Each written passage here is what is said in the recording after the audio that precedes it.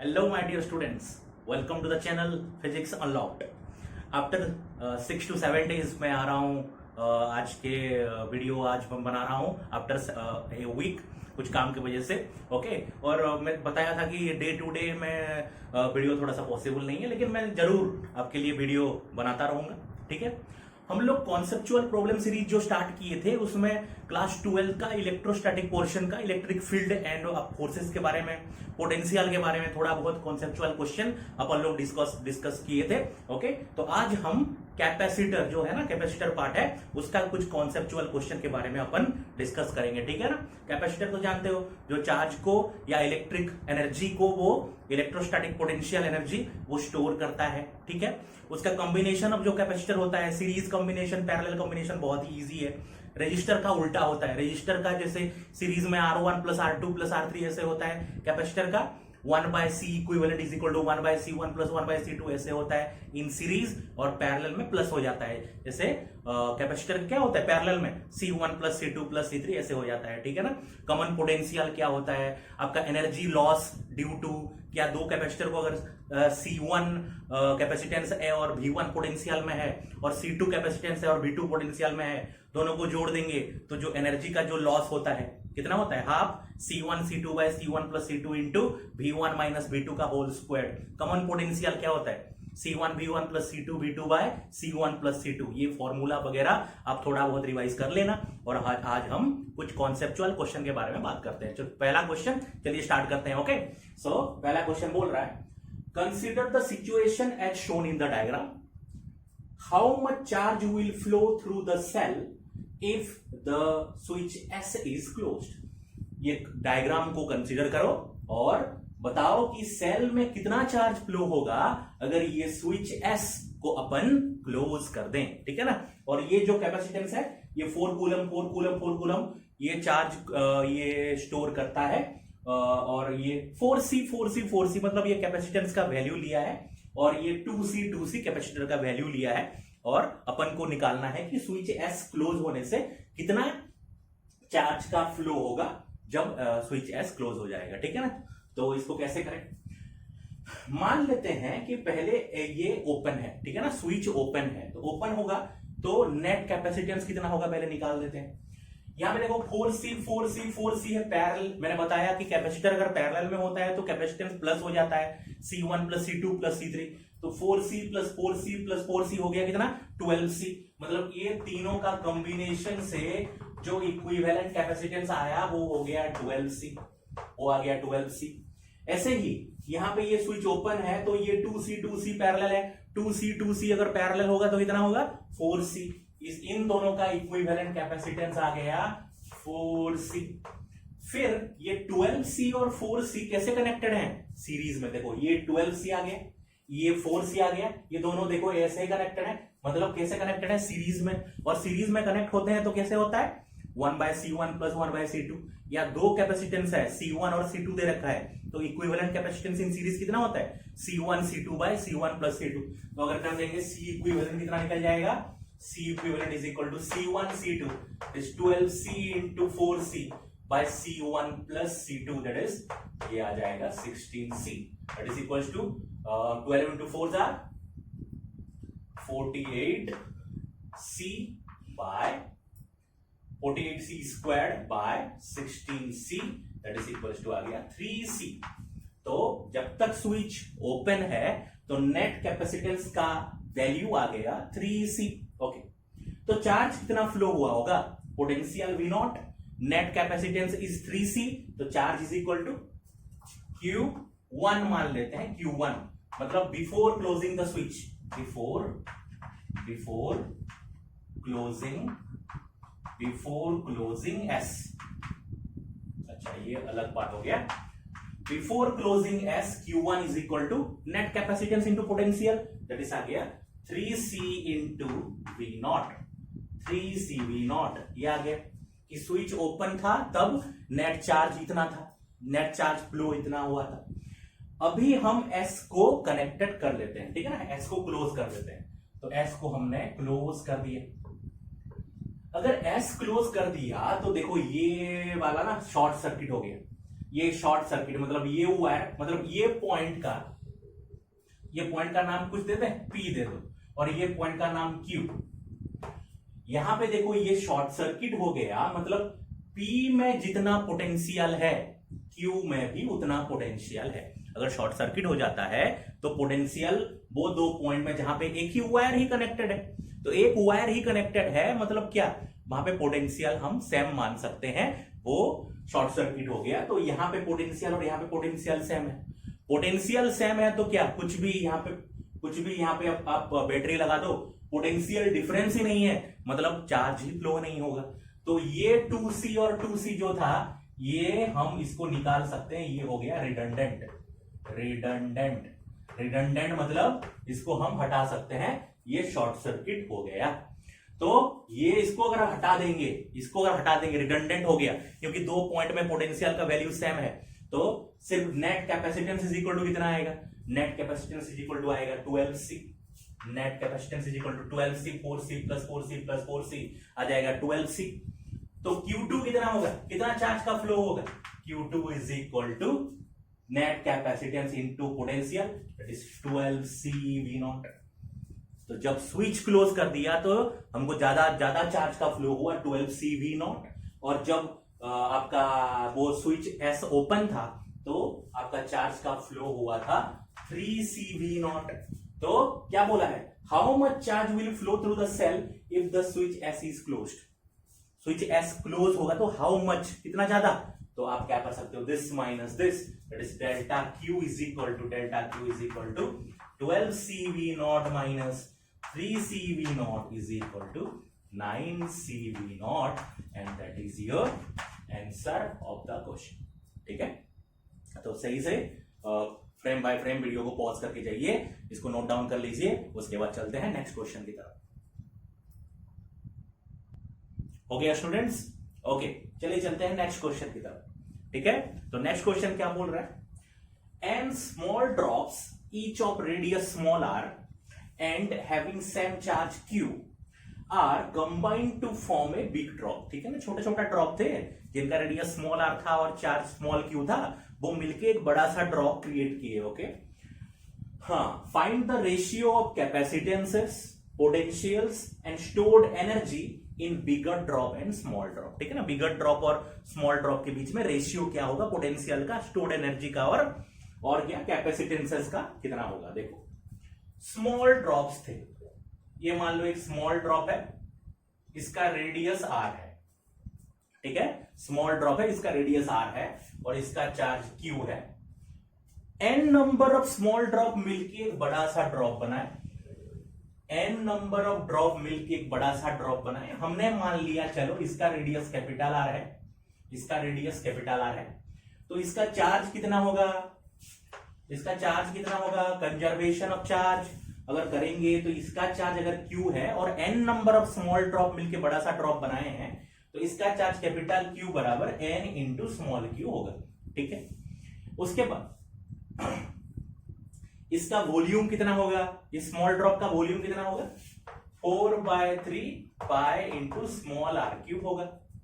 ये बड़ा वाला का वॉल्यूम कितना होगा, 4/3 pi into capital R cube होगा।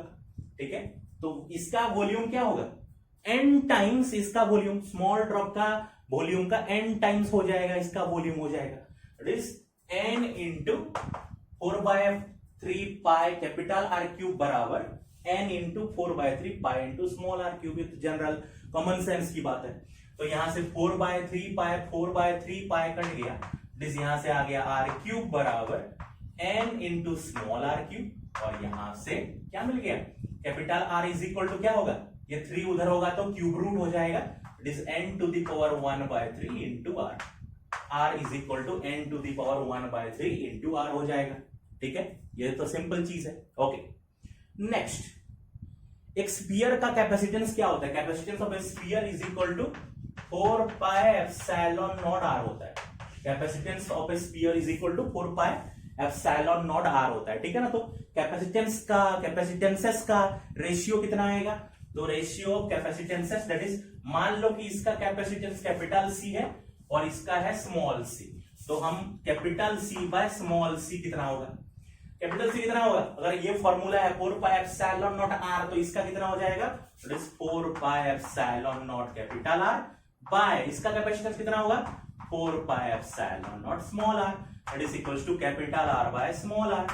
ठीक है, तो capital R by small R, यहां से देखो ये वाला रिलेशन से capital R by small R is equal to क्या हो जाएगा, that is n to the power 1/3। तो कैपेसिटेंस का रेशियो कितना आ गया, n टू द पावर 1/3। सही है, ये तो बहुत इजी था। नेक्स्ट कंसीडर करते हैं किसका, पोटेंशियल्स। ठीक है ना, पोटेंशियल्स का देखते हैं, यहां पे देखते हैं। अच्छा, पोटेंशियल्स का देखेंगे, एक स्पीयर का पोटेंशियल क्या होता है, कितना होता है, 1/q/4 पाई एप्सिलॉन नॉट आर होता है। पोटेंशियल क्या होता है, V is equal to q/4 pi epsilon naught R होता है। ठीक है, तो बड़ा वाला का पोटेंशियल को कैपिटल V और इसका पोटेंशियल को स्मॉल v मान लो that is equals to capital V by small v is equal to capital q/4 pi epsilon naught capital R by small q/4 pi epsilon naught small r। ठीक है, ये है बिगर spear का potential, ये हो गया स्मॉलर स्पीयर का potential. इसको अगर क्रॉस मल्टीप्लाई कर देंगे, इसे ऊपर ले जाएंगे तो क्या आ जाएगा, q/4 pi epsilon naught capital R into 4 pi epsilon naught small r by small q। ठीक है, 4 पाई एप्सिलॉन नॉट कट गया तो बचा क्या, 4 पाई एप्सिलॉन कटने के बाद इट इज इक्वल्स टू आ गया ये, हाँ, capital Q by small q small r by capital R। सही है, सो Q बाय Q यहां से कहां से यहां से Q बाय Q कर देंगे तो n आ जाएगा, Q बाय Q की जगह में n लिख सकते हैं, और capital R by small r पता है n टू द पावर 1/3, तो small r by capital R कितना होगा, 1/n to the power 1/3। Small r by capital R is equal to 1/n to the power 1/3। सही है, दैट इज इक्वल्स टू, अगर ये ऊपर चला जाएगा तो कितना हो जाएगा, that is equals to ratio कितना आ जाएगा, n into n to the power -1/3, that is equals to कितना हो जाएगा, 1 + 1 - 1/3, that is 2/3 is equals to n to the power 2/3। सही है, तो पोटेंशियल का रेशियो कितना आ गया, पोटेंशियल का रेशियो आ गया n to the power 2/3। Capacitance का रेशियो कितना आ गया, n टू द पावर 1/3। ठीक है, इसको थोड़ा सा लिख के मिटा देना, इसको थोड़ा सा लिख देना, ठीक है ना, इसको मैं मिटा रहा हूं। ओके, उसके बाद देखते हैं एनर्जी स्टोर का, देखते हैं यहां पे देखते हैं। ओके,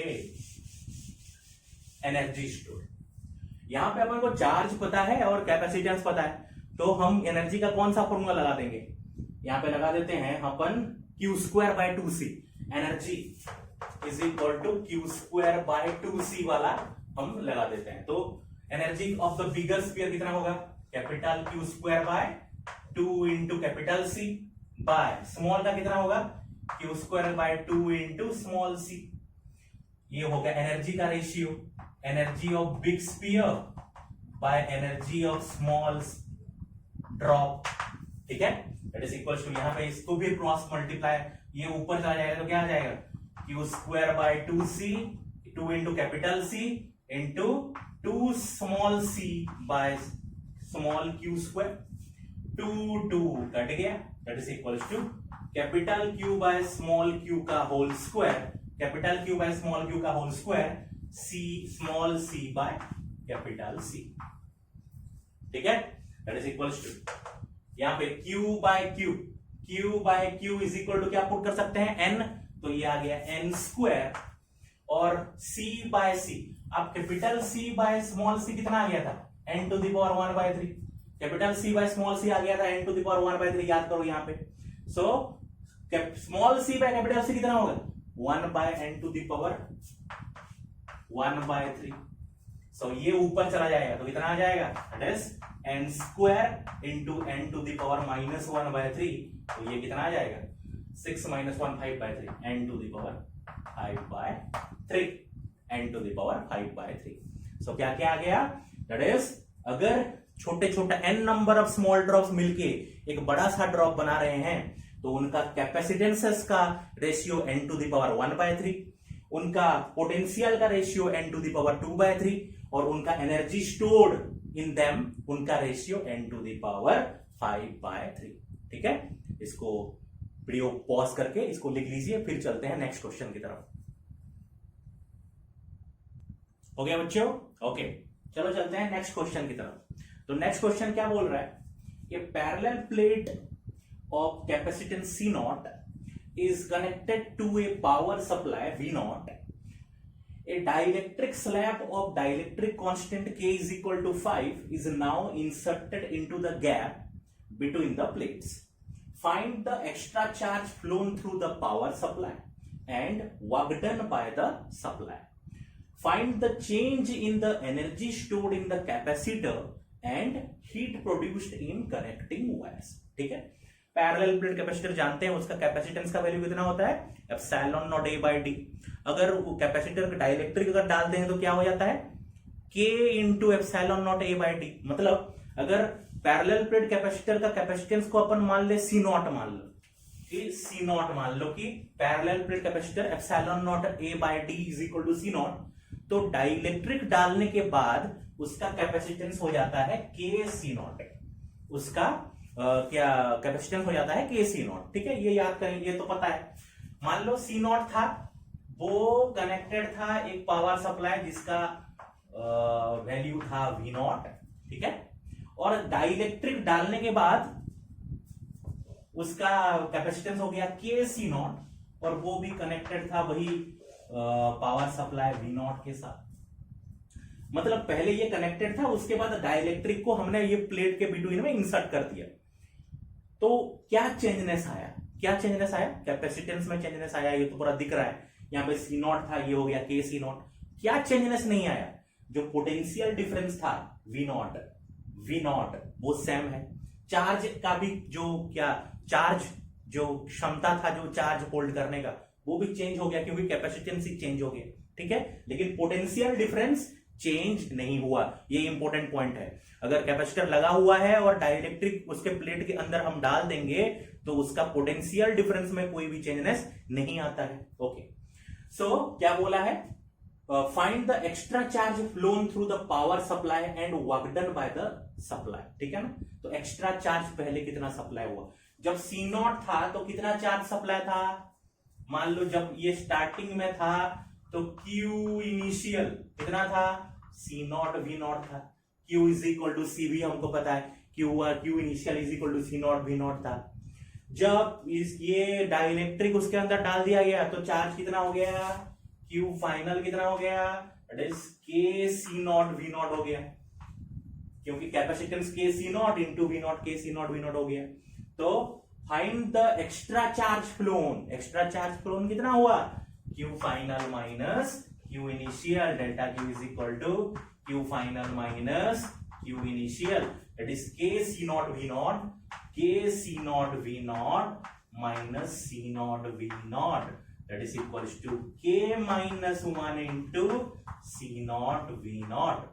ठीक है ना, और K का वैल्यू कितना दे रखा है? 5 माइनस 1 4, तो कितना आ गया? That is 4 C naught V not. सही है, ये हो गया 4 C naught V naught, that is extra charge supply. Extra charge supply किया कौन? बैटरी। एक्स्ट्रा चार्ज सप्लाई कौन किया? बैटरी। तो work done by the battery is equal to क्या है? Extra charge flown into V naught, that is work done by the battery is equal to delta Q into V naught, that is 4 C naught V naught into V naught, that is 4 C naught V naught squared, 4 C naught V naught squared. ठीक है, so that is the work done by the battery या power supply is equal to 4 C naught V naught square, और extra charge flown through the power supply कितना है 4 C naught V naught। ठीक है, तो work done by the battery is equal to delta Q V naught is equal to 4 C naught V naught squared आ गया। तो ये तो है work done by the battery हो गया, और ये हो गया तुम्हारा delta Q, that is phloem कितना हुआ? 4 C naught V not. Next में आते हैं, find change in energy stored in capacitor and heat produced in connecting wires. तो चेंज इन एनर्जी स्टोर्ड, तो पहले इनिशियली कितना एनर्जी स्टोर्ड था, इसको थोड़ा सा लिख लेना, ठीक है, इसको तो मैं मिटा देता हूं। So work done is equal to, ये याद रखना है, work done by battery is equal to कितना था, 4C0V0 स्क्वायर, ये था। और delta Q is equal to कितना आ गया, delta Q is equal to 4C0V0। Okay, तो इसको मिटा देते हैं। ओके, देखो, सो क्या बोला है, find the change in energy store. पहला यू इनिशियल कितना था, यू इनिशियल कितना था, half C0V0 square. You final कितना हो गया, यू फाइनल कितना हो गया, हाफ इंटू KC0V0 स्क्वायर। तो चेंज इन एनर्जी स्टोर्ड कितना आया, change in energy stored in the capacitor कितना होगा, delta U is equal to U final minus U initial is equal to half KC0V0 square minus half C0V0 square. Common ले लो, that is equal to भाई half into K minus 1 into C0V0 square. K का जगह पे 5 है, 5 minus 1 put कर देंगे 4, 4 by 2 2, that is 2C0V0 square. So change in potential energy is equal to आ गया कितना, 2C0V0 square. Work done by battery या पावर सप्लाई कितना था, 4C0V0 square. Work done by battery 4C0V0 square और change in potential energy 2C0V0 square. Conservation of energy लगा दो। What will be the heat produced in connecting wires. Work done, battery work done किया इतना 4C0V0 square, change in potential energy आया इतना, तो heat produced in connecting wires कितना होगा, दोनों का difference, that is heat produced in wires is equal to work done by the battery minus delta U। work done by the battery, work done total battery ने इतना work done किया और उसमें से उतना एनर्जी क्या आपका चेंज इन पोटेंशियल एनर्जी में उतना चेंजनेस आ गया, तो बाकी का एनर्जी क्या होगा, हीट में कन्वर्ट हो जाएगा।